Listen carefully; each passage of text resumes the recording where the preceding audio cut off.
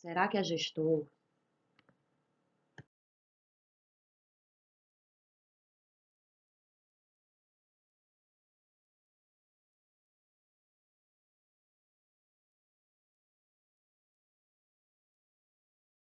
Atribuições do gestor corretor de imóveis.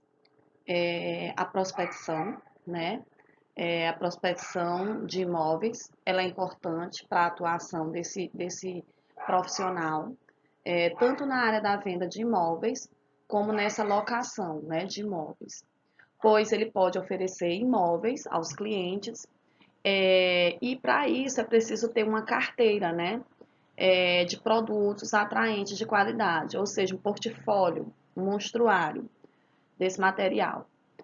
A ação de prospectar está relacionada a fazer cálculos, a calcular o valor econômico de algo, do bem, né, que é o imóvel. Esse cálculo desse valor econômico desses imóveis, especificamente, tanto para a locação desses imóveis, como para a venda. Então, a pesquisa relacionada ao valor realmente que esse imóvel tem no mercado. Precisa levar em consideração também a localização desse bem, né, desse imóvel, para poder fazer um cálculo direto, um cálculo que realmente tenha uma realidade dentro do mercado. Eu tenho que saber considerar essa localização. Isso permite, antes de tudo, a gente ver, né, antever pontos que podem dificultar a minha venda, dificultar o meu aluguel e a sua comercialização, né? Coisas que podem evitar e coisas que podem dificultar e coisas que podem facilitar, né? Favorecer para a nossa venda. Os fatores de relacionamento para a localização de imóvel é muito importante. Por quê? Porque a gente, para determinar, bater o martelo em relação a uma compra, ou a um aluguel, ou a uma venda, nós temos padrões, nós clientes, de compra de um bem tão valioso, nós seguimos padrões que possibilitem a nossa compra, né, a nossa vivência. Então, nós como corretores devemos priorizar a segurança, né, o comércio de serviço, o transporte, a facilidade. Na segurança, a gente vê a localização das delegacias mais próximas, a existência ou não de serviços de vigilância nas proximidades, as radiopatrulhas, emergências médicas, hidrantes, câmeras de monitoramento 24 horas, iluminação. Então, a gente prioriza essa questão da segurança. Muitas vezes a gente não compra uma casa em determinado bairro, um imóvel em determinado bairro, por não possibilitar uma segurança adequada, mesmo que seja no condomínio fechado, mas a gente busca segurança, né? Se agarrar uma segurança dentro da região, da localização. No comércio e serviço, a gente pergunta se há disposição de comércio e serviço local. Levantamento, a gente faz um levantamento de estabelecimentos existentes na redondeza que possam ser atrativos ao cliente de acordo com o perfil, tais como supermercados, mercearias, quitandas, padarias, lanchonetes, bares, restaurantes, pet shops, lojas em geral, lojas de conveniência, os chaveiros, farmácia, sapataria, tinturaria, lavanderia, quadra de esporte. Então, todos esses comércios, todas essas formas que facilitam a vida da gente, a gente faz uma busca. Quando há uma localização, uma casa em um local onde tem tudo isso, a gente vê que os valores econômicos desse local, desse imóvel, é bem mais elevado. O transporte. Verificar as linhas de ônibus, metrô que circulam nas imediações, se há pontos de táxi. Análise das condições de trafegabilidade, tipo de pavimentação existente no local para facilitar estacionamentos. Identificar a distância até a rodoviária ou até o aeroporto. Então, a gente já vai procurando, né, os meios, as vias que facilitam para os transportes, para o nosso transporte também, para a nossa mobilidade. Ainda dentro do transporte, a gente faz essa avaliação dos acessos de saída da cidade, né? Em direção a alguma região, alguma outra cidade, né? As serras, se tem ao litoral, e outros estados. Então, a facilidade de sair da cidade, os acessos de saída da cidade. A área de lazer, a gente pode identificar as áreas de lazer como os parques, as praças, as áreas verdes, que valorizam os imóveis. A gente trabalha também visando os serviços públicos, né? A gente pode ressaltar isso também dentro da caracterização do imóvel. Ressaltar a existência de serviços como iluminação pública, a estrutura viária, né? A pavimentação, como é a coleta de lixo, né? Colete orgânico e seletivo. O saneamento básico, que em nossa cidade é ainda precário. Os calçamentos, né? A rua, a arborização das ruas, preservação de ambientes urbanos, em outros, tá? Quando a gente vai nesses condomínios fechados, a gente tem uma própria área, né? Dentro do nosso condomínio. Um parque praticamente, a gente tem tudo dentro do nosso condomínio, área de lazer,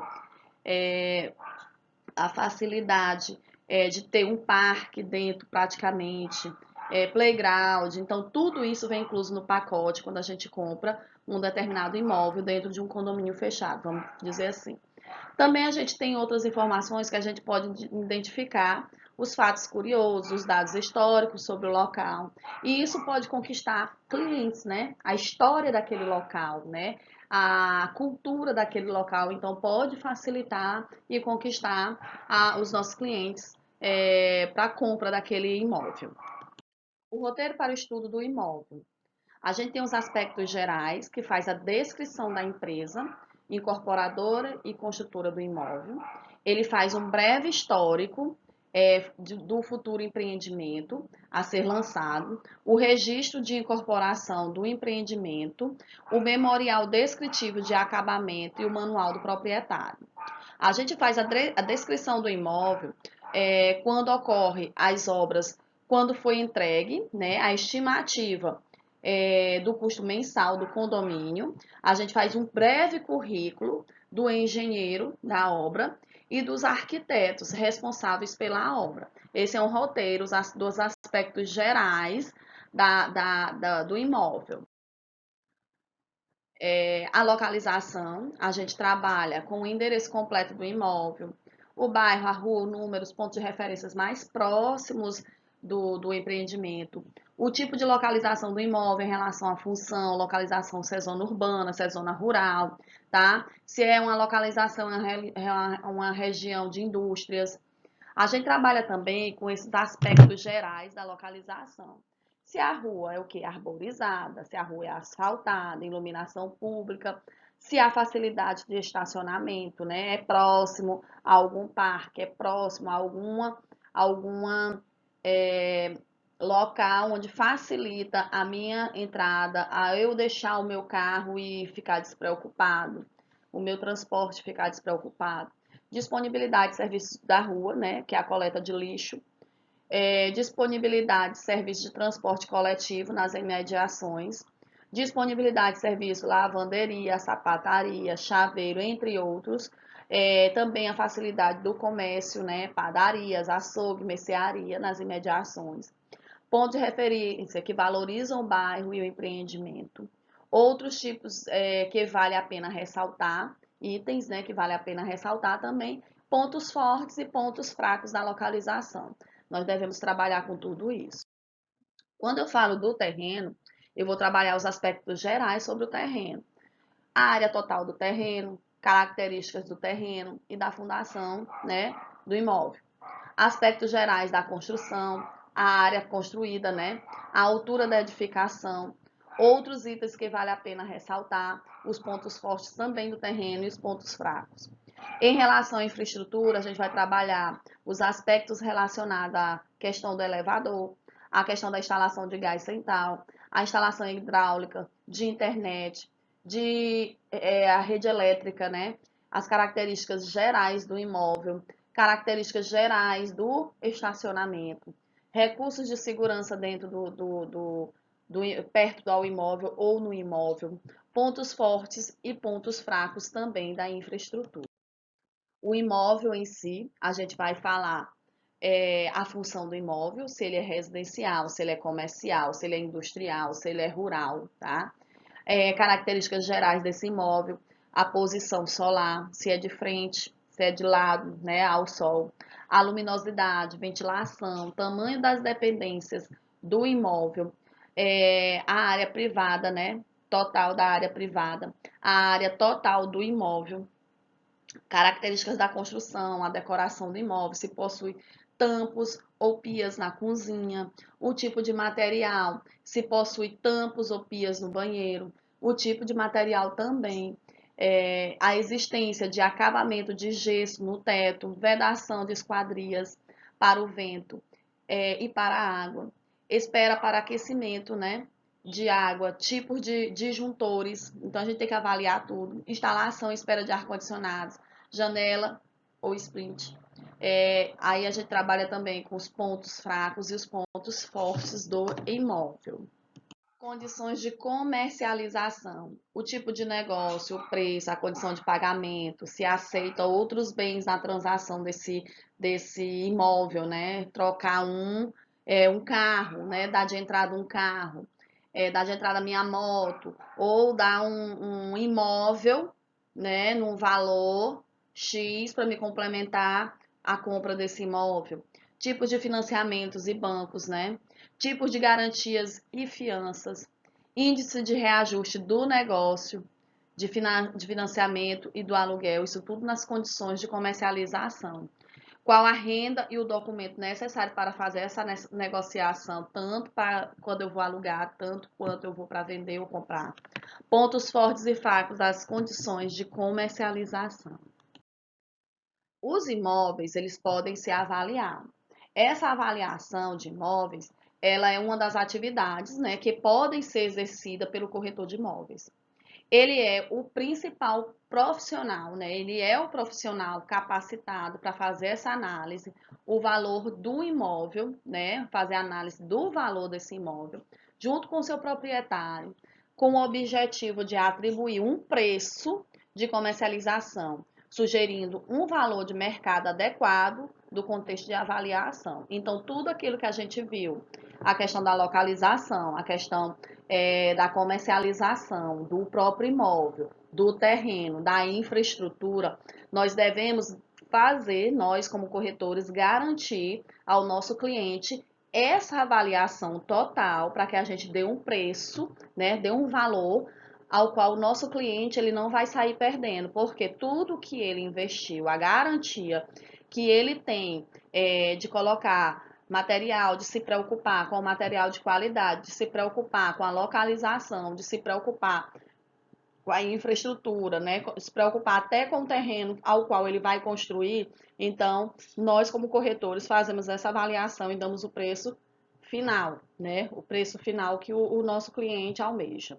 De acordo com a norma brasileira 14.653/1, a avaliação dos bens, elas pode ser definida com uma análise técnica realizada pelo engenheiro de avaliação para identificar o valor de um bem, do seu custo, né, frutos e direitos, assim como determinar os indicadores de viabilidade de sua utilização econômica para uma determinada finalidade, situação e data. Em 2006, trabalhando com o COFES, né, foi publicada uma resolução de número 957, que faz uma disponibilidade, né, que dispunha sobre a competência do corretor de imóveis para elaboração de parecer técnico de avaliação imobiliária. Essa resolução, ela tem o intuito de esclarecer, fazer esclarecimento, que o corretor de imóveis, ele também pode atuar como avaliador imobiliário, apesar do expresso na norma brasileira 14.653.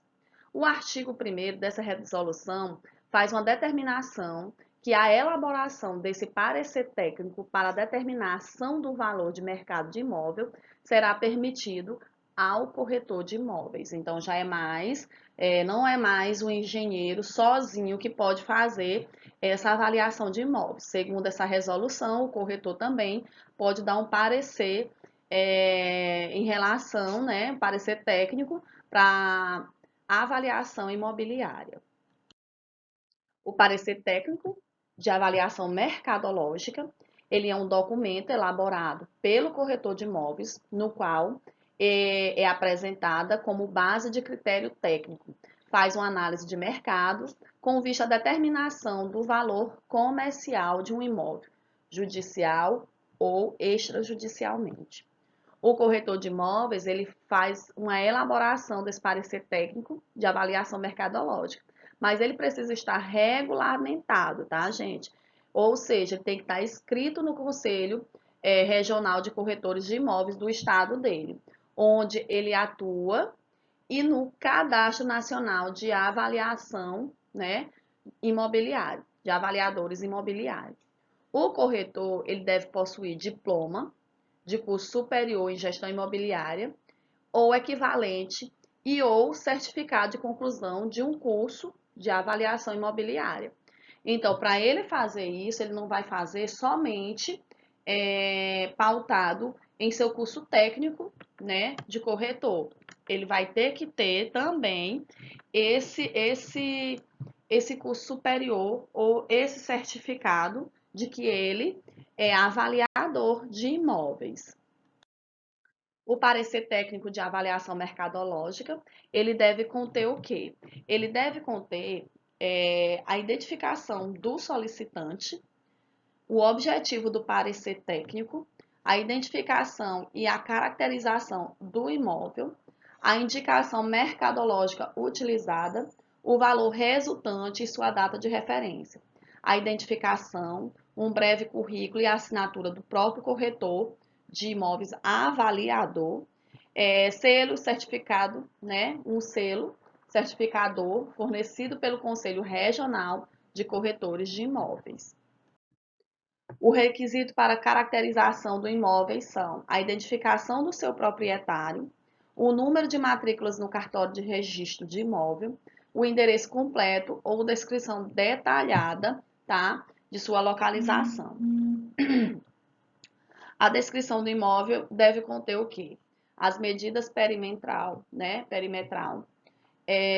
as medidas de superfície, ou seja, a área, localizações e confrontações, a descrição individualizada de benfeitorias, a contextualização do imóvel na vizinhança e a infraestrutura disponível, o aproveitamento econômico do imóvel e a data da vistoria.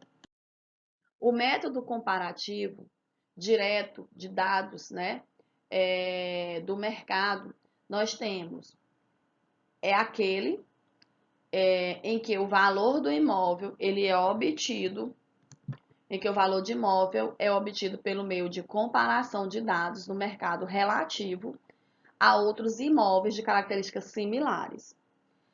Consiste na pesquisa de mercado de bens similares a imóveis já vendidos e ou em oferta.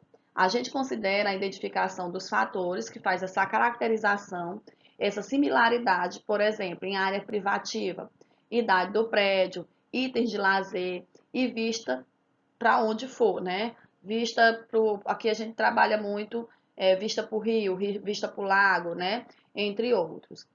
É comum as imobiliárias possuírem um banco de dados com os valores ofertados e a comercialização da região em que atuam, facilitando esta comparação, tá? As vendas de imóveis. A comercialização de imóveis, ela pode ser segmentada, principalmente em dois grandes grupos: os imóveis que estão em lançamento e os imóveis avulsos ou de terceiros. Uma das principais mudanças no perfil do corretor é a necessidade de o profissional deixar de ser um vendedor para se tornar alguém que entende profundamente da necessidade do cliente dele e apresentar soluções certas na hora certa. Então, eu passo a não ser somente vendedor, eu passo a ser influenciador também nessa venda, né? Porque eu vou tentar satisfazer, vou tentar influenciar o meu cliente, né? Com soluções ao que ele procura. E para que os profissionais tenham sucesso em sua carreira, são necessários alguns requisitos, né? Pré-requisitos. Existem várias fases do processo de tomada de decisão na compra de um imóvel. Quais são? A abordagem do cliente, eu entrevistar, saber o que o meu cliente deseja e as condições do meu cliente. Fazer uma apresentação ou demonstração do imóvel, colocar objeções e fazer o fechamento. Eu tenho que também, como corretor, saber me comunicar. Tenho que aprender essa habilidade eu tenho que ter para me atrair o cliente. Eu tenho que ter essa capacidade de comunicação, pois é fundamental, né, para estabelecer uma relação de confiança com o cliente desde o primeiro contato que eu tenho com ele. Novas ferramentas tecnológicas têm influenciado positivamente e negativamente a atuação desses profissionais no mercado imobiliário. Mas eu tenho que saber trabalhar com essas ferramentas de forma positiva. Essas ferramentas, como o WhatsApp, ela tem mostrado ser um forte aliado na comunicação com o cliente. A gente faz esse estreitamento, né, e a consolidação desse relacionamento baseado na confiança. Ainda mais hoje, nós estamos trabalhando com o distanciamento social, com o isolamento social. Então, essa ferramenta ela atua de uma forma positiva dentro desse mercado. A gente tem que ter muito cuidado com o que a gente fala, com a nossa linguagem. A gente tem que ser informal, evitar gírias, apelidos, fazer abreviações quando a gente vai escrever, não escrever mais como a gente escreve, né? Quando a gente vai quando a gente vai se comunicar. Não usar emojis, né? Que a gente normalmente utiliza em grupos de amigos. Com o cliente é totalmente diferente. Antes de enviar, vale a pena também revisar essa mensagem para saber se não tem nenhum erro ortográfico, né? Já que muitas vezes os corretores dos celulares que a gente tem pode alterar palavras e mudar o sentido das frases. Então, o nosso cliente pode entender a nossa comunicação totalmente errada, né? Vai uma comunicação, a filtragem, né, não aparece. Então, é uma comunicação suja. Autoavaliar-se ou automotivar-se. Nós também temos que trabalhar com isso. A gente tem que manter, né, a gente tem que se manter motivado, na verdade, para conhecer melhor as etapas, as frustrações e também superar, tá? Com maior facilidade. Então, a gente tem aí o processo de superação das frustrações. Primeiro, a gente tem o choque, a negação, a culpa, a aceitação e a renovação. A culpa está diretamente ligada ao choque, né? O impacto que a gente sofre. O choque é quando o profissional fica pensando que esse cliente não poderia fazer isso comigo, né? Fez eu vir até aqui e não quis. Fez eu ter esse trabalho todo de fazer a pesquisa do imóvel e não quis. Então, eu começo a me frustrar. A negação é quando surge pensamento como isto só acontece comigo. Então não devemos também levar, devemos nos motivar. Não só acontece com você, mas acontece com outras pessoas também. O sentimento de culpa, sensação de culpa, é quando o corretor fica pensando: eu poderia ter oferecido aquele imóvel que havia imaginado antes, ou eu poderia ter feito isso, ou eu poderia ter feito aquilo. A gente não deve se culpar, a gente não deve ter essa negação, negar, né? A gente tem que motivar para outros clientes, porque não existe somente um cliente em busca do empreendimento, do que a gente está vendendo. Desenvolver a inteligência emocional é muito importante dentro desse processo, tá? A inteligência emocional ela é a capacidade que o indivíduo administra as suas emoções e usa em seu favor, além de compreender as emoções de outras pessoas também. A gente faz essa construção das relações saudáveis, fazendo as escolhas conscientes.